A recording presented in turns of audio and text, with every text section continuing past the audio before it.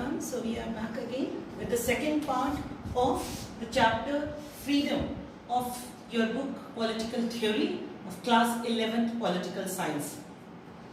In the last lecture, I had explained to you the meaning of freedom, the different interpretations of freedom for different people, and the concept of constraints, the type of constraints, that is the acceptable ones and the unacceptable ones. And we had ended the last lecture on the concept that why do we need constraints. So today, before we move to the next concept, let's just sum up the previous one. Why do we need constraints? So, as I told you, constraints, certain number of constraints are required for the smooth working of the society and to avoid any kind of chaos. So, the creation of an ideally free society, it requires some constraints.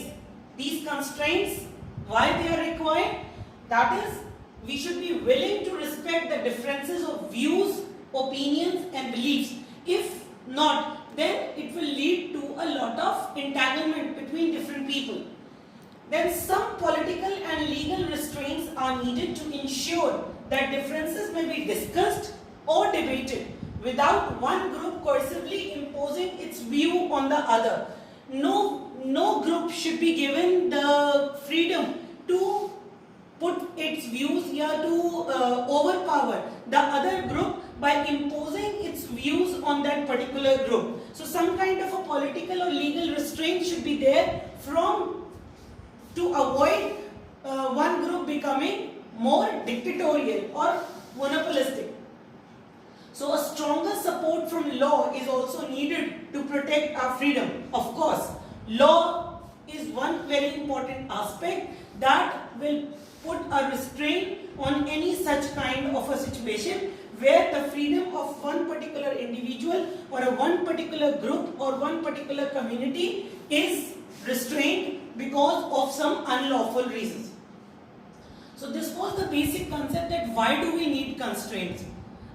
Constraints or a particular level of law, they are required to ensure the smooth working of the society and to ensure that all the members of the society, they are able to enjoy their freedom in their own sense.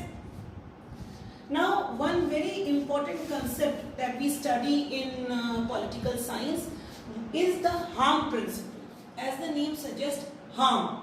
Harm means causing uneasiness or causing some disturbance to somebody else. That is what is harm.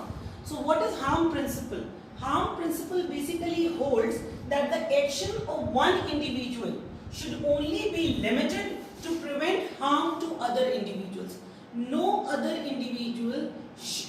individual in fact should do such a thing or should enjoy his freedom in such a way or should involve in such action which may cause harm to some other individuals.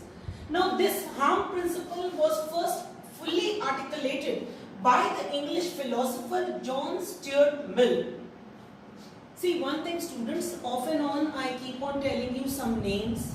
Okay, we will also be telling you some dates. For example, in Constitution we had mentioned some articles. So kindly ensure that you learn all of them because that's what is asked in the 1 mark questions.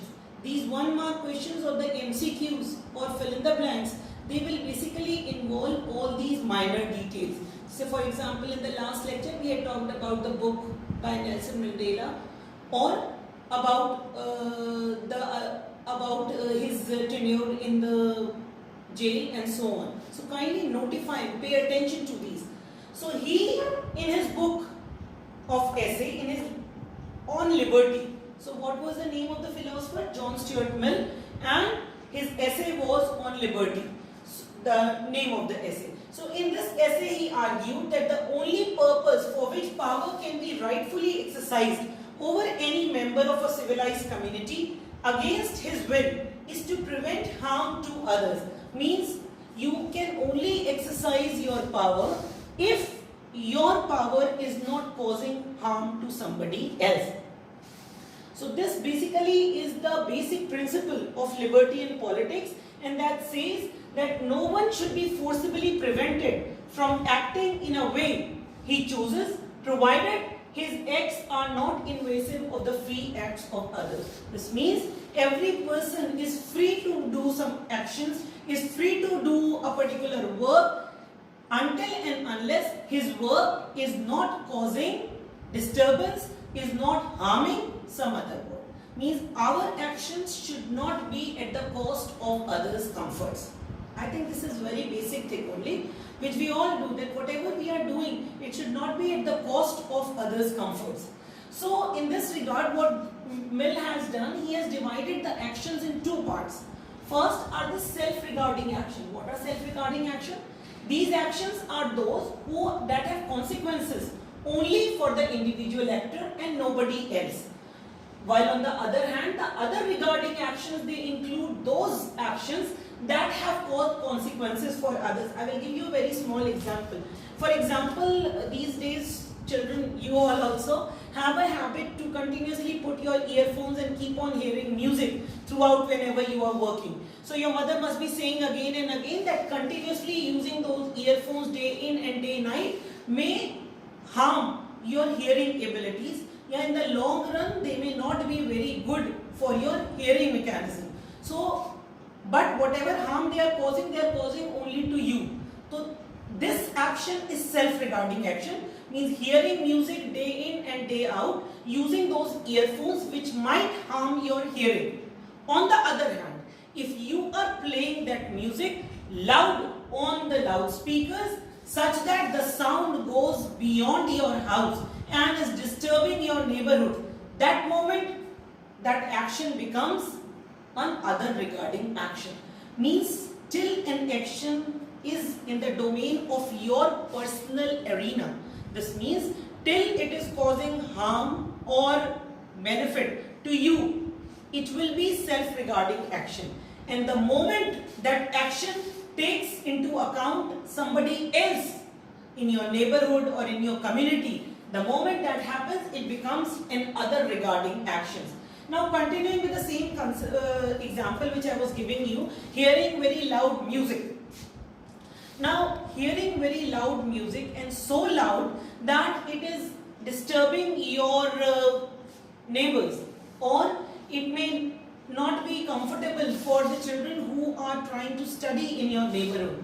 But this action cannot be regarded as a very severe action that should be punished by law. It can only be categorized under this category of minor harm, and it can be dealt only with social disapproval. This means that you can contact your neighbor and just request him or her that please just lower down the volume of the music system as our children are studying, or as there is somebody old in our house and we are getting disturbed, we are not able to catch up our sleep.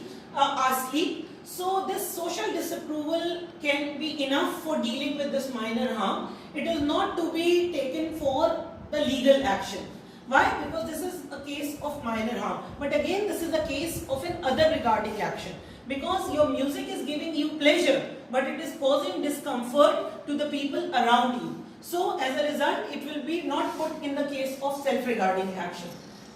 Now, people should be ready to tolerate. If you are living in a society, if you are living with a group of people, if you are living in a community, then you should be ready to tolerate different ways of life. Every individual is different. You should be ready to tolerate different point of view. It is not necessary that every individual will have a same viewpoint on a particular issue.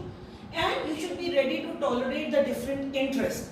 For example, you do not like to go out and allow your children to go out and play. On the other hand, your neighbor may give permission to his children to play badminton on the road. So you cannot simply say that no, not to do this, not to allow this. Why? Because you have to be tolerant enough that every person has got different interests.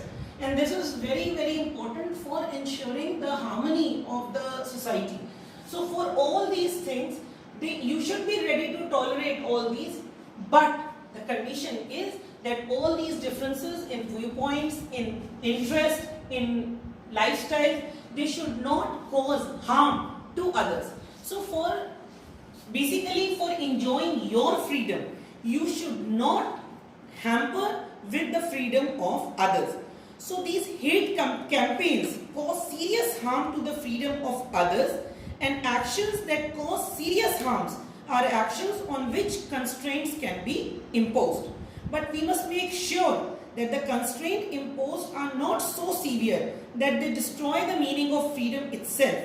For example, we must not ask for life imprisonment for those who only conduct hate campaign against particular issue.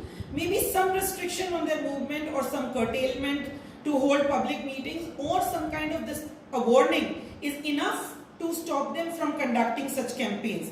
So as far as the Indian Constitution is concerned, the term used for such justifiable constraints is reasonable restriction. There should be some reasonable restrictions on these issues or in such kind of hate campaigns, but not a very, very serious punishment.